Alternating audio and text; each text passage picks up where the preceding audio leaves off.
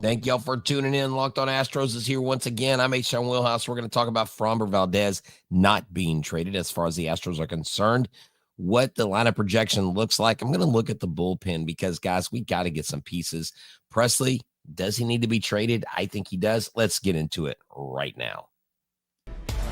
Jainel Diaz, this is Locked On Astros. Hello and welcome to Locked On Astros, your daily Astros podcast. Here are your hosts, Eric the Man Huysman and Brett H-Town Wheelhouse Chancey. Hey there, everybody. Welcome into another edition of Locked On Astros. I'm H-Town Wheelhouse. You know where to find me. We won't take too much time for the pleasantries. Find me at H-Town Wheelhouse on X, Instagram, and TikTok. Find me at Stros411 on X and on Facebook.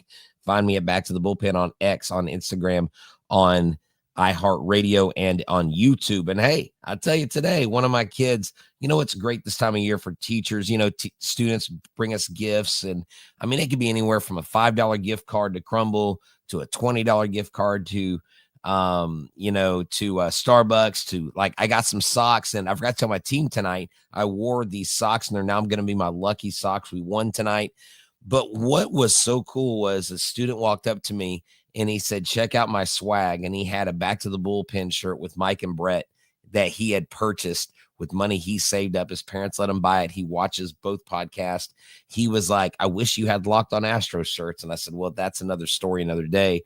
But that's so cool. Thank y'all for tuning in. Look, I know Eric had me covered last night. He did a great job and talking about Nolan Arenado and the rejecting of the Astros. And of course, Rangers fans jumped all over that and loved hearing that. But tonight I want to look at first Framber Valdez. I think it's interesting because Framber's name was mentioned, pretty early. I guess, when his name and Tucker's name cropped up in the winter meetings, we were like, wait, what? Both of them? And now we don't know. The Alex Bregman saga continues. We have no idea where this guy is going. I will have an update on what the Astros will and won't do with Alex Bregman.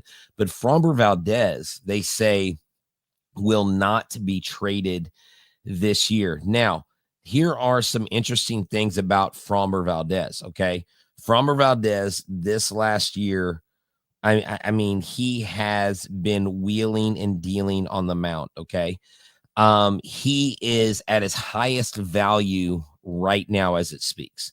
When you talk about what you could get for Framber Valdez in a trade, the dude has value because right now he would be the most valuable arm on the market if he were to be traded. But here is what I'm thinking the Astros are looking at.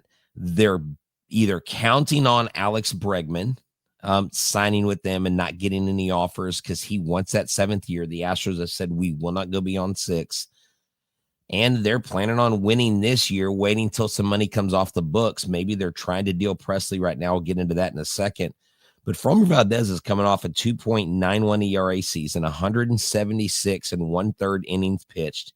It's the 4th consecutive year with an ERA south of 3.50. Now, Valdez finished top 10 in the Cy Young voting for 3 seasons running in a row, and he's topped 175 innings in each of those years. Framber Valdez is the guy that Astros starting rotation looks like this, and this is what I will say again for those of y'all who didn't hear it. My apologies for the technical difficulties. Framber Valdez, Hunter Brown, Ronel Blanco, Spencer Arrighetti, and Luis Garcia. It's not a bad rotation, but there's one guy, Framber Valdez, who has eaten up all the innings, 175 of them in the last 3 or 4 seasons. Okay. Oh, thank you. I appreciate it, Judith Krebs. Thank you, Mama Wheelhouse, for saying that. But Framber Valdez, unless you trade him now, it makes no sense to trade him. But if you don't trade him, and he leaves, and you get nothing for him, I think we kind of fleece the Cubs for 1 year of Tucker. I really do. I know it's Tucker, but the Cubs have already said they don't plan on re-signing Kyle Tucker. Kyle Tucker's in a walk year. We got a player that we control for 7 years, a relief pitcher that can also be a starting pitcher. And we got Isaac Paredes, who will be here at least 3 years and will probably hit 30-plus home runs every single year. And so at the end of the day, the Astros, I think, are riding with Framber Valdez, and I don't disagree with them. And I know I've been blowing the horn of trade Framber, trade Framber. That's my assumption, that they don't sign him. Now, if they sign Bregman, does that ruin their chances of signing Framber? If they bring in a Teoscar Hernandez, does that disrupt things? What will it take for Framber to sign? What is Corbin Burns going to sign for? All these other pitchers, what have they signed for? I think right now, the guy that has 1 year left on his contract and becomes a free agent in 2026, and Framber Valdez, stands to be one of the most sought after, if not the most sought after pitcher in the offseason. So what I do is I lock him up before the season's over. I extend him. I buy out his last year because he is going to get a qualifying offer of around $19 million. You buy that out. And in the process, you have to unload Ryan Presley. You have to unload Ryan Presley. We are not going to, the Mariners aren't going to trade in the division for someone like Castillo. Castillo has more money attached to him for more years. And Ryan Presley's a 1-year guy. That's not going to happen with the Mariners, I don't think. Now, the Twins have some players they're wanting to trade. Luis Ariz is up for the Padres to trade. Could we work something out with them? But then when you start talking about trading guys, who are we going to trade? Jake Myers, does he have value? He's a Gold Glove, but he doesn't have a great bat. Chas McCormick, I don't know where you go with that. Presley will not get Castillo. I agree with that. Presley will get you, I don't know if Abraham Toro is still over there, maybe like Abraham Toro. But this is where the Astros have to go out and sign someone like an AJ Minter. They have to go out and sign someone who they can bring in that they're not going to have to pay an arm and a leg. And I'm going to go over the bullpen. After I talk about the lineup, I'm going to go over the bullpen and tell you why I think they're going to have to do something when it comes to signing somebody that is not on this roster to help out this bullpen after these words. If you're ready to start your financial life and launch it into the stratosphere, stop paying for subscriptions that you have 2 of. That's right. That's what I did. I've got all these subscriptions that I have that I didn't realize I was paying double on some, and Rocket Money took out all that stuff. It's a personal finance app that helps you find and cancel unwanted subscriptions, monitors your spending, and helps lower your bills so you can grow your savings, so you can grow your financial freedom. That's right. Rocket Money has over 5 million users and has saved a total of $500 million in canceled subscriptions, saving members of up to $740 a year using the app's premium features. For me, the best feature is the subscription tracker. You can cancel unwanted subscriptions and reach your financial goals faster with Rocket Money. Go to rocketmoney.com/lockedon today. That's rocketmoney.com/lockedon today. Get Rocket Money now. The World Series, the Super Bowl, and the Olympics are the world's top athletes, where they play at the highest level of their sport, and it is up to you to play at the highest level and make your teammates select quote, because their licensed insurance agents are the perfect teammates for shopping customized, affordable life insurance. They can find you the right policy and keep your financial legacy safely in your family's end zone. That's right. Most companies try to just give you something that's impersonal, one size fits all, and you don't really get what you pay for. You invest so much time and take care of yourself. Why not go to Select Quote and have their exclusive policies reward you for that effort? These policies are more affordable than you think. You can get coverage for up to $1 million for as little as $20 per month. Head to selectquote.com and a licensed insurance agent will call you right away. That's the right policy and your life and for your budget. Select Quote, they shop, you save. Get your life insurance for you for less at selectquote.com/lockedon. Go to selectquote.com/lockedon.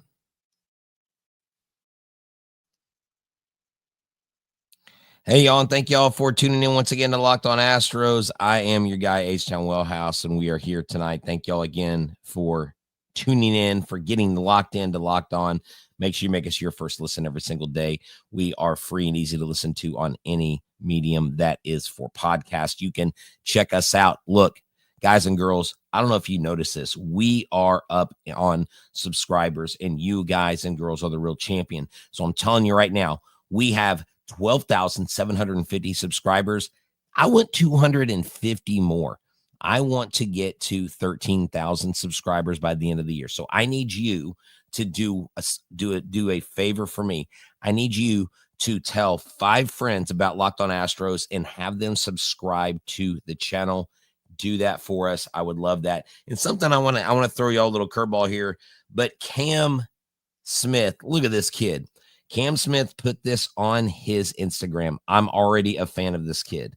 He put right there, he got the hands, he got the H right there. He said H-Town, here we go. And he had someone superimpose the Astros jersey on him. I love that. This kid is going to be a stud. My friend Corbin and I were talking today, and Corbin thinks he projects to be a center fielder. I know they talked about him going to right field. That would help our outfield immediately, but he can play more than one position, and I love that versatility. Cam Smith is going to be a stud. So right now, as our lineup sits, and I will take this and then go into our relief pitching core, you would have a lineup of, oh my gosh, I didn't even see this on here before. Jose Altuve, Isaac Paredes, Yordan Alavarez, Yainer Diaz, John Singleton, Jeremy Pena, Chas McCormick. Now they have Taylor Trammell in here. I would put Mauricio Dubon up there, and I would put Jake Myers. So right there, you've got a lineup that I think is missing some pieces. We're definitely missing some pieces. We need an outfielder. And this is why, boys and girls, I am high on Jurickson Profar. Because Jurickson Profar is not going to cost you an arm and a leg. Now, he doesn't have a qualifying offer attached to him either. And one of the things that I didn't pay attention to right away when I was looking at all these different things going on is like who has qualifying offers attached to them. I would love Teoscar Hernandez, $21.1 million qualifying offer. What does that mean? You lose draft picks. Anthony Santander, qualifying offer. You lose draft picks. And so right away, you're sitting there going, what do we do? Jurickson Profar has the highest WAR from the people last year at 4.3 WAR. He is 32. He has no qualifying offer. He is very affordable. I think the best is yet to come for Jurickson Profar. The other guys out there, Jesse Winker, Harrison Bader, Mark Canha. I don't even say the name Liriano, but they got him. Kiki Hernandez. I really don't want him. Alex Verdugo projects to have a 1.6 WAR this next year. So the 2 highest projected WARs are Santander and Hernandez, but they both have qualifying offers. Everybody else, they are between 2.2 and 1.3. That's Bader, Winker, Verdugo, Jock Peterson, and Jurickson Profar. I don't know that the Astros are going to go out there and spend the money on somebody. I think they're going to do a budget outfield. I hate to say that, but if think about it.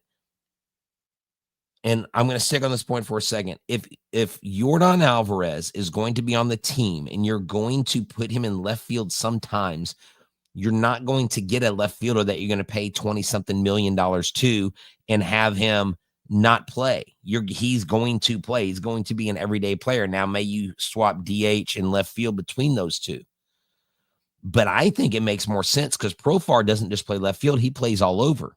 He plays infield. He plays outfield. You have almost like 2 super utility guys. And can you imagine Dubon and Profar both having great years? I mean, you put Profar, I think, in that lineup, and that automatically changes things, if you ask me. If you're asking me to project this lineup and make the best of what we have, Jurickson Profar makes the most sense because I don't have to spend the money to get him. And he's 32. He's not 40. He's not 58,000 years old like some of these players are. He is right there. And I just don't know that it's in the Astros' best interest to go out and pay a ton of money for a left fielder. Now, all that aside, you got to look at this team's relief pitching core, and that's something that we haven't talked about enough. I've knocked on this a little bit, but here is your relief pitching staff going into this season. Josh Hader, check. Brian Abreu, check. Ryan Presley, TBD, to be determined. Taylor Scott, check. Brian King, Caleb Ort, potential. Forrest Whitley, we don't know. I love Forrest Whitley. I love what he did. I think is a one-inning guy, but you don't know what to expect for him. Sean Dubin did great with his opportunities, but he can sometimes be off. He needs time. He needs 1 or 2 or 3 innings to really get going. Guys, that's your bullpen. Bennett Sousa's down there, but I don't even actually know he was waivers. Okay. Waivers, Detroit. I don't know what's going on with him. But that is your relief core. You've got to go out there, boys and girls, and you've got to get a relief pitcher. Okay. In the relief pitching market, there is a ton of relief pitchers out there. Okay. Now, the only problem is, well, you only have 2 guys. Let's look at this. Relief pitchers that are out there. Okay. Let's see who has. Look, nobody has a qualifying offer. Tanner Scott, Jeff Huffman, Robertson, don't want him, 40 years old. Chris Martin, 39, don't want him. AJ Minter, 31. Please, Lord Jesus, get him. Caleb Ferguson, he was at the Astros. Never mind. Kimbrel, old. Let's see. There's another Luis Garcia out there, but he's 38. Jose Leclerc. I don't know. He's 31, guys. He's 31. Jalen Beeks from Pittsburgh. Kyle Finnegan. Paul Sewald. There are some names out there. There are some people out there that would make sense to bring them in. Andrew Chafin. I don't know. I'm just saying you need some veterans in this relief pitching core. Anoli did get picked up this last season. That's right. Anoli's Cannolis goes somewhere else. Kendall Graveman, dude, I don't even know. He's not even listed. I think he's gone. I think he's a free agent.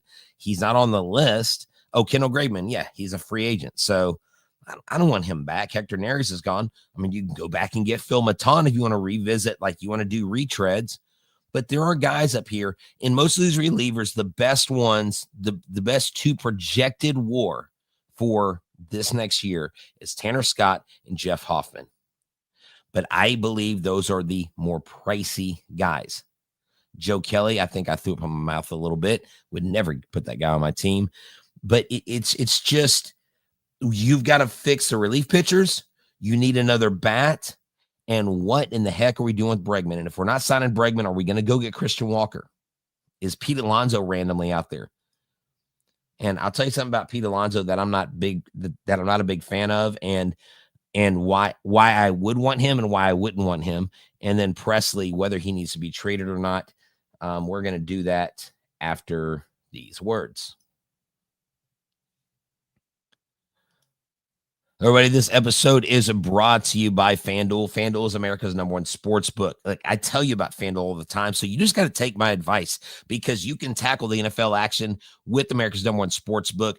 Because right now, new customers will bet $5. You win that $5 bet, you get $150 in bonus bets if you win. That's right. The FanDuel Sportsbook app gives you everything you need to place live bets in the NFL all in one place. When you get a hunch in the middle of the game, you can check out stats. You can check out play-by-play, so much more, all in the same app. Like you don't have to go to different 4-letter networks or 3-letter networks to see what's going on, because at FanDuel.com, you can join, you can play today and have all the fun you want. You'll get started with $150 in bonus bets if your first $5 bet wins. That's $5 bet. You win that, and you get $150 in bonus bets. Now, I'm not sitting here making bet recommendations, but I know for a fact that it seems like the Chiefs will not be playing their starting quarterback in Patrick Mahomes, does that mean the door's wide open for a Texans win? Go check it out at FanDuel.com. Never waste a hunch and make every moment more with FanDuel, an official sportsbook partner of the NFL. Oh, this show is flying by. I've got to stop for a second because I've got to tell y'all something. And I know, like, I don't know if y'all all care about this stuff, but I'm going to share it with you because I feel like we have this relationship where stuff goes on around our lives and we share with y'all and you're like, oh, thanks for sharing that story. But tonight, I gotta tell you this. Tonight, my girls basketball team met a very, very tough team in Fairmont Junior High. I got to tell you this, okay? We were up 16-3 going into the second quarter, and they came back. And they scored 13 points. They blanked us in the second quarter. It was tied at half, 16-16, and I got to give one of my famous Rocky speeches. It's not whether you get knocked down. It's what you do when you get knocked down. And I said, ladies, they punched you in the mouth after we punched them in the mouth. And now if you let them punch you one more time, that's going to be the knockout blow. We've got to win this quarter. We went out and we held them to 5 points in the next half, and we won 42-22, 42-21. It was a great win. It was a great game. Absolutely loved it. And the reason why I talk about that is that's the kind of vigor, that's the team that we remember with the Houston Astros. Is we have a team that once they get to the playoffs, they never give up. And we saw them go to the playoffs this year and excuse my language, crap the bed. They let one pitcher and a young offense just take care of business in Minute Maid Park. And I think the reason why I say that is I think Jim Crane does have some urgency, right? But we don't have too much urgency that we're not going to go get a 38 and a 39 year old player. Presley, does he need to be traded or not? I think he does. And let me tell you why I think Presley needs to be traded. It's not because I don't think Presley's any good. I don't believe Presley is washed. I still believe Presley is one of the better back end or closers in the league as we speak right now. Going into 2025, he's one of the top 10 guys, I think, in his position. Whether you're setup man or closer, he's got to be top 10, if not top 15. He's top half of the league. You've talked about trading him for so long. You demoted him when you brought in Josh Hader. Yes, it was a demotion. Sorry, Dana, I don't believe the bullcrap. Don't tell me this because you think I believe it. Nobody believes that it was a demotion. He was the closer. He was elite. He had helped win a World Series. He was part of a multi-pitcher no-hitter in the World Series. He got demoted. He lost his job. Now you've talked about trading. To me, mentally, if I'm going to the season, if I'm Presley, I'm going to have because Presley, I think, has pride in who he is. And I think he's a hard worker. He's like kind of a, small town type of guy, Texas boy. I think he'll grin down and bear it. I think he'll take things I think he'll roll with the punches. But I don't think he's going to be at his best in an Astros uniform. You've got to trade him. And I know the $14 million offer is a stinger in that trade, in that possibility of moving him. But if you move him, you're going to have to bring in someone like a mentor, someone like that, someone to help out with this back end, because you can't go in just with that. Dorothy said, I miss Dusty. Now, Dorothy, I'm not even talking about our managers. I'm talking about who we have and who we should get rid of. I think Presley needs to be traded. Now, with that being said, Presley being traded, this team, where do they go? I think we still win the division without a blink. I'm not saying it's going to be easy, but I don't see any way we lose this division. I don't, unless Seattle surprises everybody and gets some bats, whatever. But also, Pete Alonso, and I love Pete Alonso. He's my favorite non-Astro. He just reminds me of Mark McGwire.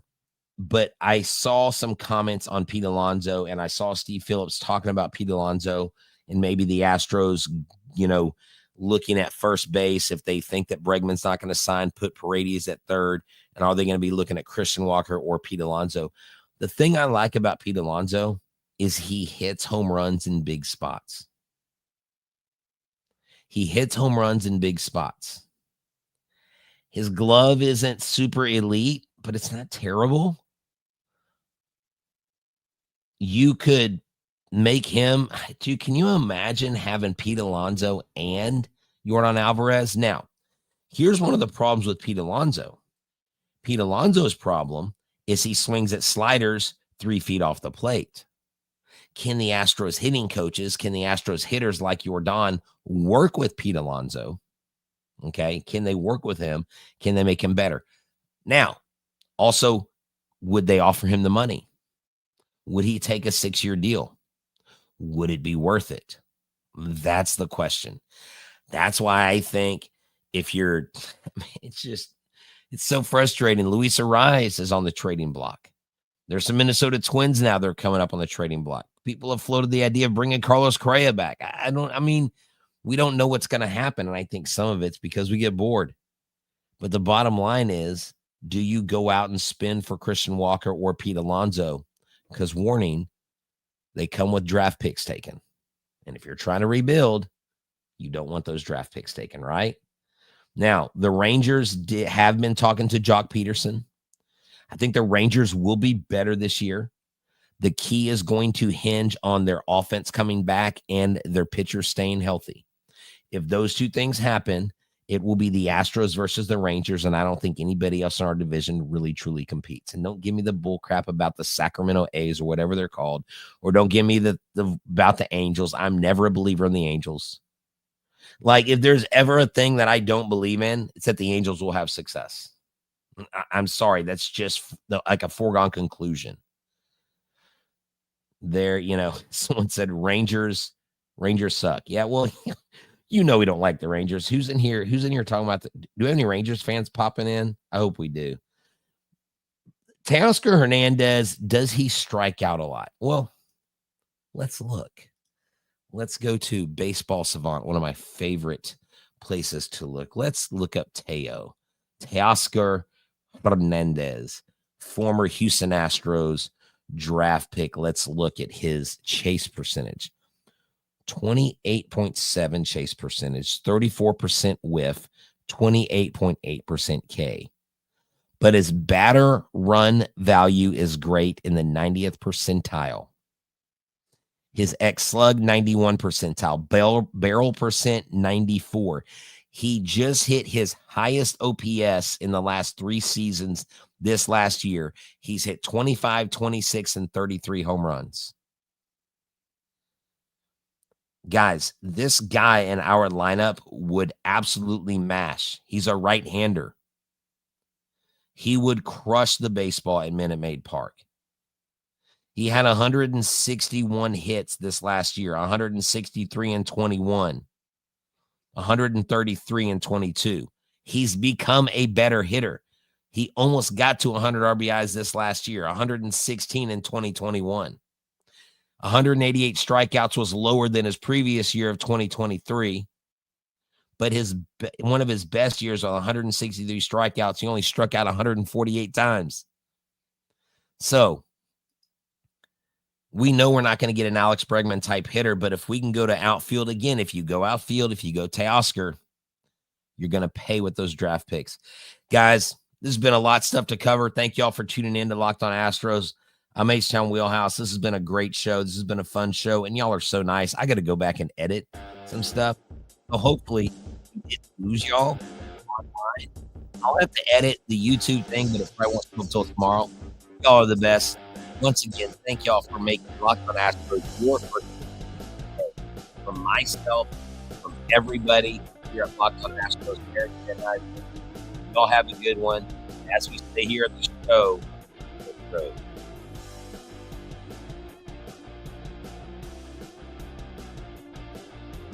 wrap.